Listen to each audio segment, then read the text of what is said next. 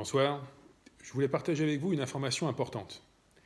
Certains d'entre vous ont pu constater que depuis quelques heures, ils rencontrent un certain nombre de difficultés pour joindre la ville par téléphone, par mail, par différents canaux informatiques. Cela est dû à une attaque informatique que nous avons subie la nuit dernière. La ville de Douai est l'objet en ce moment même d'une attaque par ce qu'on appelle un rançongiciel. C'est une attaque assez agressive qui a mis en difficulté, voire à l'arrêt, un certain nombre de nos systèmes informatiques. Ce type d'attaque, un bon nombre de communes, d'établissements publics, notamment des hôpitaux, en font l'objet depuis le début de la pandémie. Et malheureusement, c'est aujourd'hui le tour de la ville de Douai. Le service informatique a pris ce sujet évidemment à bras-le-corps depuis ce matin, en lien avec l'Agence nationale pour la sécurité des systèmes d'information, avec l'objectif de redémarrer nos infrastructures le plus rapidement possible. Aujourd'hui, le site web et les réseaux sociaux de la ville restent nos principaux canaux d'information puisqu'ils continuent à fonctionner.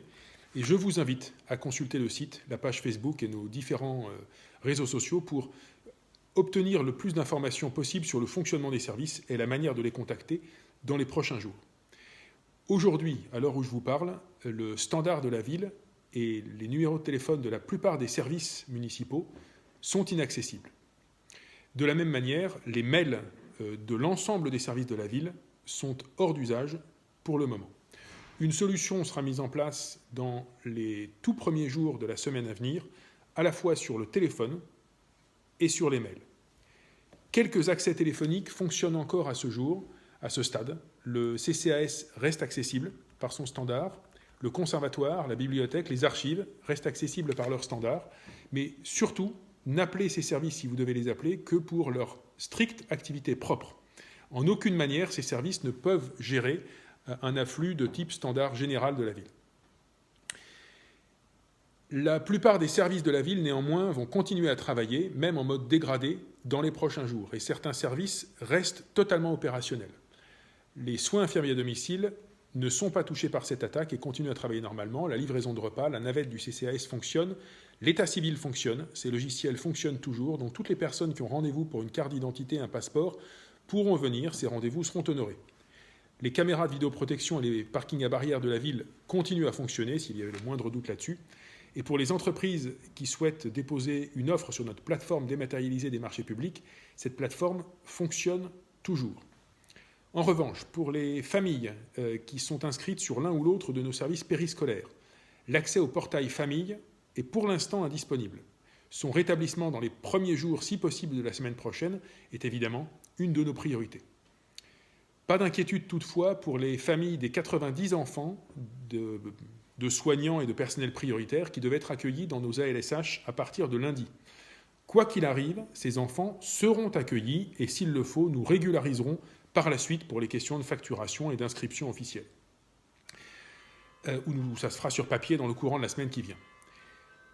Pour les enfants qui devaient revenir à la cantine et dans nos services périscolaires à partir du 26, c'est-à-dire la nouvelle date de rentrée, pas d'inquiétude non plus. Nous considérons que la plupart des enfants, la totalité des enfants, sauf information contraire, reviendront. Nous connaissons ces enfants. Nous avons déjà les coordonnées de ces familles. Donc ces enfants seront accueillis dans les cantines, les garderies, les accueils du mercredi, etc., à partir du 26. Et normalement, d'ici là, des canaux de communication auront été mis en place si la solution définitive n'est pas trouvée. Je le redis, les services de la ville et du CCAS restent ouverts et mobilisés. Les accueils physiques, d'ailleurs, restent disponibles à partir de lundi et pour les semaines à venir. Nous comptons toutefois sur votre compréhension parce qu'il pourrait y avoir un certain fonctionnement en mode dégradé de quelques services, étant donné cette panne générale d'un bon nombre de nos logiciels et de nos systèmes d'information. Mais soyez assurés que les services de la ville vont faire leur mieux pour maintenir le service public dans les prochains jours. Nous reviendrons vers vous en tout début de semaine prochaine pour vous indiquer les solutions mises en place en termes de téléphonie et d'accès mail. Malgré cela, je vous souhaite un bon week-end.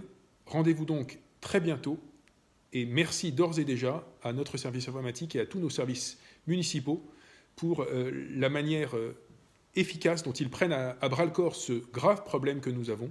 Les services publics restent en fonctionnement. Votre mairie continue à tourner autant que possible. Merci et à très bientôt.